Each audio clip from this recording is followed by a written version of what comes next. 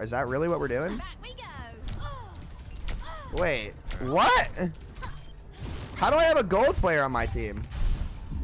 So, matchmaking has gotten fun and it has gotten contentious. For those that are not aware, at the time that this clip was posted, Samito was 60 on the DPS leaderboards. And the person who ended up in his game was ranked gold 2. How does that work? Is this just a case of the gold player being grouped up with someone that was in top 500 and that pulled them up into a higher lobby? Well, no, it can't have been that. We remember from Overwatch 1 that there were certain SR gaps that were allowed for grouping together. If you got too far, they would not let you queue up for competitive.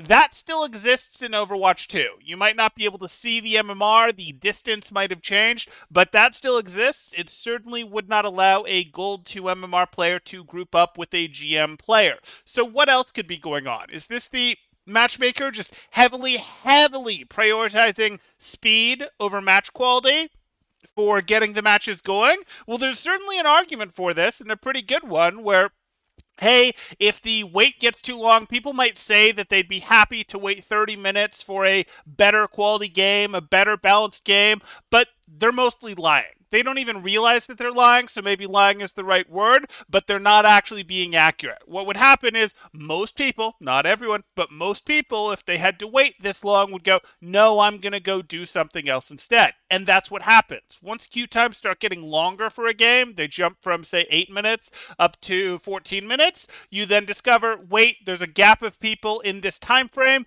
who will say, no, I'm not going to do this. I'm going to go do something else. I'm not going to queue up. That decreases the player pool, and that pushes what used to be a 14-minute wait time up to a 17-minute wait time. And then, oh, this clears out, and that pushes it up to a 19-minute wait time, that sort of thing. So your game can very quickly spiral into worse wait times if you start going, hey, let's wait for better quality matches. So is it better to just go, let's prioritize speed, or is it better to do this? I think there is the argument, and it's a somewhat reasonable one, to go, hey, let's go ahead and prioritize our getting people into matches faster.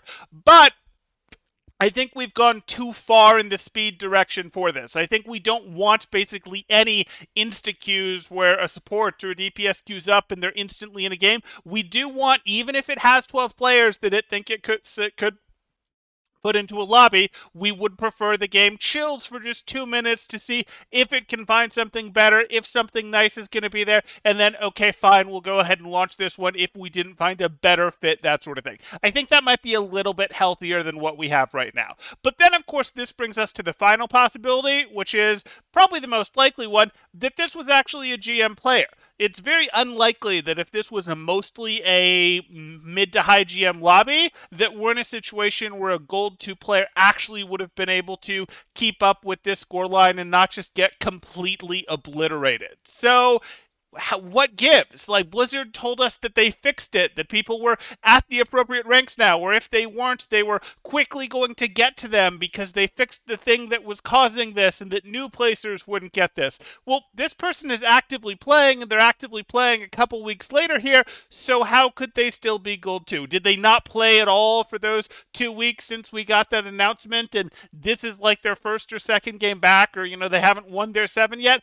That feels a little hard to believe, especially given the evidence that we're seeing everywhere. So matchmaking is kind of wacky. People's ranks are kind of wacky.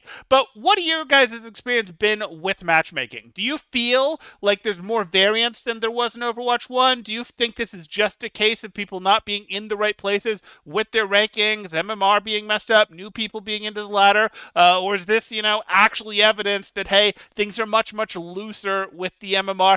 And that's a little tough for a game like Overwatch, where counters to certain things, checks to certain things really only come from certain roles, and the game sort of requires tighter balance between the roles. Let me know what you're thinking in the comments down below. If you're enjoying the content, drop a like, consider subscribing for more thought-provoking Overwatch content, and I'll see you in the next one. Thanks, Temporal out.